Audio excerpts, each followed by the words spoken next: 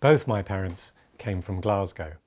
My father from Russian, Polish, Orthodox Jewish stock, and my mother from a Northern Irish, Celtic Pict, Scottish, communist, Gentile family. Not surprisingly, I'm completely mixed up. And not surprisingly, their union produced a very huggy-huggy, slobber-slobber, kissy-kissy family culture. Now, when it came to visitors, my mum had two rules. If it moves, kiss it. And if it's still moving, feed it. It was our family culture, the way we did things round our home. And that's one definition of culture, the way we do things round here.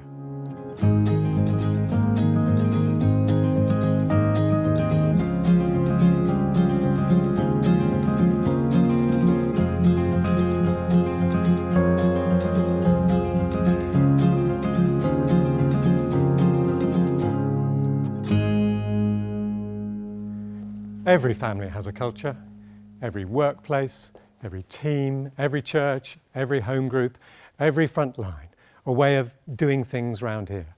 Some of it's good, some of it not so good, some of it downright destructive. Now, my family culture never struck me as unusual until I got to about 10 years old and my reserved Southern English Gentile friends would come round. After a while, I began to notice their discomfort, how they would pad tentatively through the front door like nervous antelope, their ears cocked and their eyes scanning the terrain for danger. And then suddenly they'd whoosh up the stairs faster than Usain Bolt out of the blocks, all to escape the enveloping embrace of the kiss monster. Now, the culture in my home hadn't arisen accidentally. My mum's huggy affection for my friends came out of a whole set of values about community, about hospitality, about food, and about an adult's relationship with her kids' friends. An adult has a duty of care to someone else's child. It is right and good for an adult to show physical affection to someone else's child in greetings and farewells. And it is absolutely imperative that food is offered and that food is eaten. My mother's behaviour emerged out of a set of beliefs. Our beliefs shape our behaviour. If we think eggs are bad for our heart, we don't eat many eggs. But when new research tells us that they aren't, well, bring them on. Scrambled, wet, but not runny, with a smidgen of salt and lots of freshly milled black pepper served on crunchy hot toast. Beliefs shape behaviour. So the question is, how might our Christian beliefs, our kingdom values, shape our behaviour and shape a culture on our front lines that is more likely to help people flourish? How can we, as it says in Jeremiah 29:7, not only pray for, but seek the shalom, the peace and prosperity of the front line God has called us to? What's good about the way people do things on your front line? What's worth cheering? And what isn't good, not only for us, but for others? In Romans chapter 12, Paul exhorts the Christians. Do not conform to the pattern of this world, but be transformed by the renewing of your mind. Paul knows it's pretty easy to end up behaving like everyone else. Gossiping, because everyone else does. Being a bit too concerned about the sculpting of your abs, because everyone else is.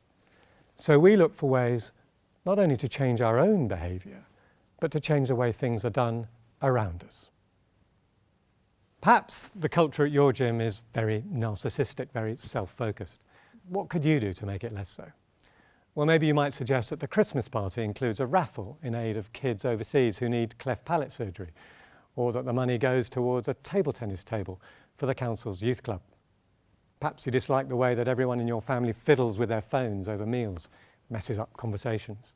So maybe like one family, you make everyone pop their mobiles into a basket before the meal, like a sheriff in the Wild West, confiscating every cowboy's Colt 45 when they ride into town. Bow, wow, wow, wow, wow, wow. Mobiles and Colt 45s can be bad for relationships. Maybe you dislike the way everyone in the retirement home seems to just sit around watching too much TV.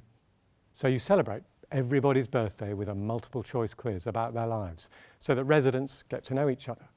Or you put on a family history hour and relationships deepen. And when a culture becomes more like a kingdom culture, that's fruitfulness. Culture is the way we do things around here. And so it's made up of pretty much everything.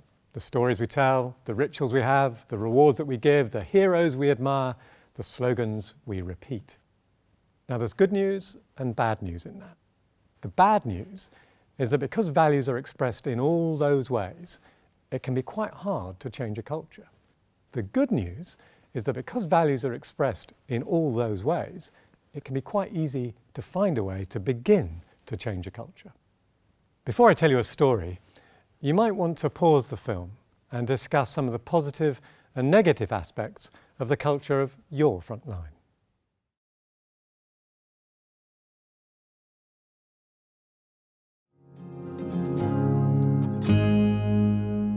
Here's a true story. Elaine's a head teacher of a primary school in Glasgow, and one day something really quite bad happened. A 10-year-old boy, a particular 10-year-old boy, who'd had a long history of being a troublemaker, and we'll call him Alex, had gone ballistic in the school playground, shouting and swearing and screaming. A member of staff had gone out to try to defuse the situation, talked to one of the other children, and was pretty convinced that actually Alex was to blame. A second member of staff came up and also was convinced that Alex was to blame, and then a third, and Alex then lost his temper and he ran out into the school field. Elaine, the head teacher, was informed, and she went out to talk to him.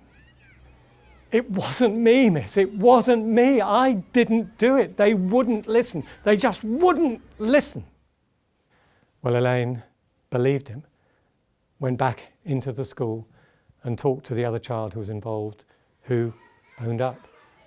And then she went to the 3 members of staff who'd been involved and told them that Alex was innocent. And they went and apologised to him.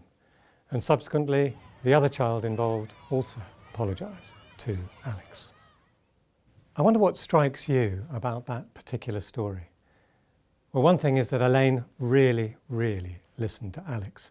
And she didn't prejudge the situation based on his past behaviour. And an habitual troublemaker learned what it feels like to be treated as if they'd never done anything wrong before, as if the past really is the past. She made sure that justice was done. She showed other people the ways of the King. What was it about Elaine's school that 3 members of staff should apologise to a child? Well, when Elaine arrived at the school, she decided the kind of culture that she wanted to create. She knew that many cultures end up being blame cultures, where people in authority never, ever apologise. She didn't want a blame culture, she wanted a forgiveness culture.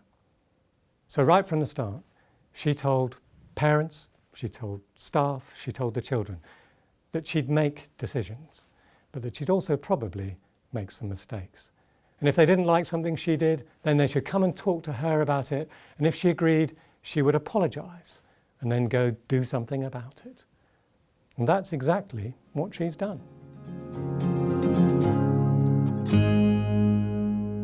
So what did Elaine do to mould that culture? She'd spotted a negative in her school's culture. She believed it could change. She identified a kingdom antidote and she gave it a try. Yes, Elaine was the head teacher, but you don't have to be an authority to mould the culture you're in. You don't have to be the boss, the parent, or the team captain. Anyone can make a difference. I wonder whether there's something you could try that would make a kingdom difference, make your Frontline a better place to be, more like the way Jesus would like it to be. So, wherever you are this week, Shalom.